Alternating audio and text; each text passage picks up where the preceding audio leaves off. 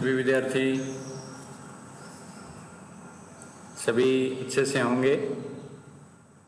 आप सभी का एक बार पुनः हार्दिक स्वागत, अभिनंदन आपके अपने YouTube channel GK Anil Saran में। काफ़ी दिनों के बाद वापस अपने वीडियो बना रहे हैं विद्यार्थियों की आवश्यकताओं को ध्यान में रखते हुए। आज जो अपने पढ़ेंगे वो कक्षा 10 के लिए सामाजिक विज्ञान विषय पढ़ेंगे, क्योंकि कक्षा 10 का नया सिलेबस लग गया है। आज मेरी आवाज़ आपको थोड़ी सी अस्पष्ट आ सकती है, गूंजती हुई महसूस हो सकती है, क्योंकि अभी मेरे पास माइक उपलब्ध नहीं है, लेकिन जल्द ही मैं इसकी व्यवस्था कर लूँगा। तो आज अपने पास जो चीज़ें हैं जैसी हैं उससे काम चलाते हैं।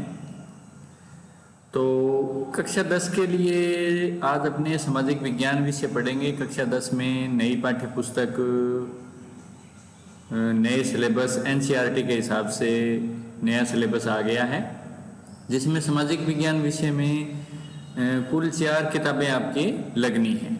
जिसमें पहली है समकालीन विश्व, समकालीन भारत है। पहली है समकालीन भारत, जो कि अपने भूगोल से जुड़ी हुई है, जिसमें अपने भूगोल की सामान्य जानकारी लेंगे। दूसरी जो किताब है वो है आर्थिक विकास की समझ है, अर्थशास्त्र से जुड़ी हुई है। और तीसरी है भारत और समकालीन विश्व भाग 2, जो कि इतिहास से जुड़ी हुई है।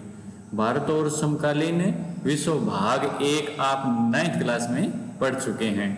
और चौथी किताब जो है वो है लोकतांत्रिक राजनीति की, जो राजनीति विज्ञान से जुड़ी हुई है। आप चाहें तो इनको लिख भी सकते हैं, यानी अपने भूगोल, अर्थशास्त्र, इतिहास और राजनीति की कुल 4 किताबें लगेंगी, जिनमें समकालीन भारत भूगोल की है, लोकतांत्रिक राजनीति की है, भारत और समकालीन विश्व इतिहास की है, और जो आर्थिक विकास की समझ है वो अर्थशास्त्र की पाठ्य पुस्तक है। तो ये कुल 4 किताबें अपने इस बार लगनी है, जिसमें से आज जो अपने हैं वो पहली किताब भूगोल है, उसको पढ़ना शुरू करते हैं।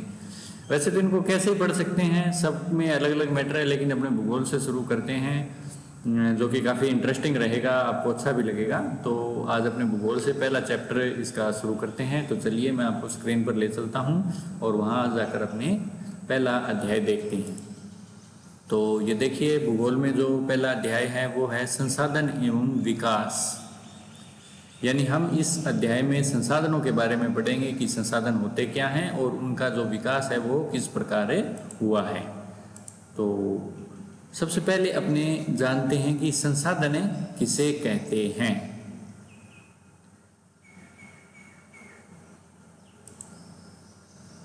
संसाधन किसे कहते हैं? देखिए, प्रत्येक वह वस्तु जो हमारे काम आ जाए, प्रत्येक वह वस्तु जिनका हम उपयोग करते हैं वो क्या कहलाती है? संसाधन कहलाती है।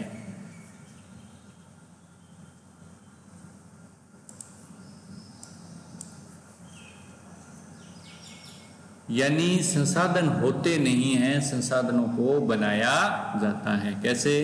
क्योंकि इस प्रकृति में बहुत सी ऐसी चीजें हैं जिनका हम उपयोग नहीं करते, जो कि हमारे काम में नहीं आती हैं, लेकिन फिर भी वो क्या है? वो संसाधन है। तो ऐसी वस्तु जो हमारे काम में आए, जो हमारे उपयोग में आए, जो हमारी आवश्यकताओं को पूरा करे, उनको क्या कहते हैं? उनको संसाधन कहते हैं। जैसा कि आप देखें यहाँ परिभाषा में बिल्कुल स्पष्ट लिखा हुआ है, हमारे पर्यावरण में, पर्यावरण यानी हमारे चारों ओर जो प्रकृति का आवरण है, हमारे चारों ओर का जो आवरण है, जो हमें घेरे हुए है, उसको बोलते हैं पर्यावरण। तो जो प्रकृति का भी है, भौतिक और मानवीय सब चीजें जो हमें चारों ओर से घेरे हुए हैं, वो है पर्यावरण। तो हमारे पर्यावरण में उपलब्ध प्रत्येक वस्तु जो हमारी आवश्यकताओं को पूरा करने में प्रयुक्त की जा सकती है और जिसको बनाने के लिए प्रौद्योगिकी उपलब्ध है, यानी जिसको बनाने की क्या है? प्रौद्योगिकी यानी टेक्नोलॉजी उपलब्ध है। कई चीजें ऐसी हैं जिनका हमें पता है, जिनकी टेक्नोलॉजी हमें पता नहीं है। जैसे कि समुद्र का पानी अपने उपयोग कर सकते हैं, लेकिन पीने के लिए, लेकिन कब कर सकते हैं? जब वो उसको हम रूपांतरित कर लें, उसको मीठा बना लें, क्योंकि समुद्र का पानी खारा होता है। इस खारे पानी को मीठा बनाने की जो तकनीक है वो व्यापक स्तर पर हमें उपलब्ध नहीं है। तो समुद्र का खारा पानी हमारे पीने योग्य नहीं है, इसलिए समुद्र का खारा पानी हमारे लिए संसाधन नहीं है, यानी पीने की दृष्टि से। तो ऐसी चीजें जो हमारी आवश्यकताओं को पूरा करे और जिनको बनाने की प्रौद्योगिकी उपलब्ध हो, जो आर्थिक रूप से संभाव्य, जो आर्थिक रूप से संभाव्य भी हो। आर्थिक रूप से संभाव्य मतलब जिसको बनाना ज्यादा खर्चीला ना हो। हमें पता है कि हवा से बिजली बनाई जा सकती है, सूर्य से बिजली बनाई जा सकती है, और हमने देखा भी है। लेकिन ये प्रौद्योगिकी क्या है, थोड़ी सी महंगी पड़ती है। कई चीजों की, जैसे अभी हमने समुद्र के खारे पानी की बात की, तो अगर हम उस टेक्नोलॉजी को खोज भी लें कि खारे को मीठे में कैसे बदलें, और खोज भी लिया गया, लेकिन वो क्या है, वो आर्थिक रूप से संभाव्य नहीं, वो आर्थिक रूप से बहुत महंगी है। और सांस्कृतिक रूप से माने, यानी उसको सभी उस चीज को माने, सभी उसको स्वीकार करें, तो ऐसी वस्तु को क्या कहा जाएगा? ऐसी वस्तु को संसाधन कहा जाएगा। तो दोबारा से देखें, हमारे पर्यावरण में उपलब्ध प्रत्येक वस्तु जो हमारी आवश्यकताओं को पूरा करने में प्रयुक्त की जा सकती है और जिसको बनाने के लिए प्रौद्योगिकी उपलब्ध है, जो आर्थिक रूप से संभाव्य और सांस्कृतिक रूप से मान्य है, वो क्या है? एक संसाधन है। हमारे पर्यावरण में उपलब्ध वस्तुओं की रूपांतरित प्रक्रिया प्रकृति, प्रौद्योगिकी और संस्थाओं के पारस्परिक क्रियात्मक संबंध में निहित है। मानव प्रौद्योगिकी द्वारा प्रकृति के साथ क्रिया करते हैं और अपने आर्थिक विकास को गति करने के लिए विभिन्न प्रकार की संस्थाओं यानी विभिन्न प्रकार की चीजों का निर्माण करते हैं। क्या आप भी अन्य बहुत से लोगों की तरह संसाधनों को प्राकृतिक उपहार मानते हैं? देखिए, संसाधन प्राकृतिक उपहार नहीं है, ऐसा नहीं है। संसाधन जो होते हैं वो मानवीय क्रियाओं के परिणाम है, यानी संसाधन होते नहीं है। जैसा कि मैंने बताया, संसाधनों को बनाया जाता है, यानी कोई चीज मानव अगर उपयोग करना शुरू कर दे तो ही वो संसाधन है। यानी लोहा, जैसे मैं उदाहरण के लिए आपको बताऊं, लोहा कब संसाधन है? जब हमने लोहे का उपयोग करना शुरू किया। एल्यूमिनियम कब हमारे लिए संसाधन बना? जब हमने एल्यूमिनियम का उपयोग करना शुरू किया। इसी तरह मान लो सौर ऊर्जा कब संसाधन है? जब हमने सौर ऊर्जा का उपयोग करना शुरू किया। इसी तरह ये भूमि, ये जल,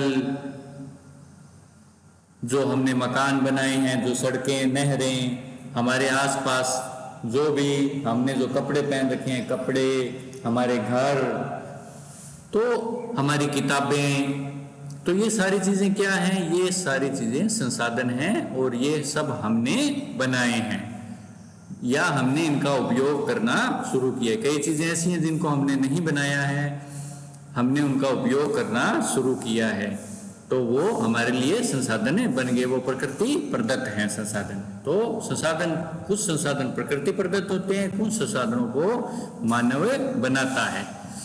मानव स्वयं संसाधनों का महत्वपूर्ण हिस्सा है। वे पर्यावरण में पाए जाने वाले पदार्थों को संसाधनों में परिवर्तित करते हैं तथा उन्हें प्रयोग करते हैं, यानी प्रकृति में उपलब्ध संसाधनों का हम उपयोग करते हैं। इसी आधार पर संसाधनों को 4 भागों में बांटा जा सकता है: उत्पत्ति के आधार पर, समाप्यता के आधार पर, स्वामित्व के आधार पर और विकास के स्तर के आधार पर।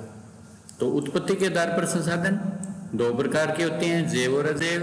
समाप्यता के आधार पर नवीकरण योग्य और अनवीकरणीय योग्य होते हैं। स्वामित्व के आधार पर संसाधन 4 प्रकार के होते हैं, व्यक्तिगत, सामुदायिक, राष्ट्रीय और अंतर्राष्ट्रीय। विकास के स्तर के आधार पर संभावित, विकसित, भंडार और सिंचित कोष होते हैं। नीचे ये सारणी दी गई है, इसका भी आप अवलोकन करें, अध्ययन करें। इस वीडियो को यहाँ पॉज करके आप इस सारणी को देखें।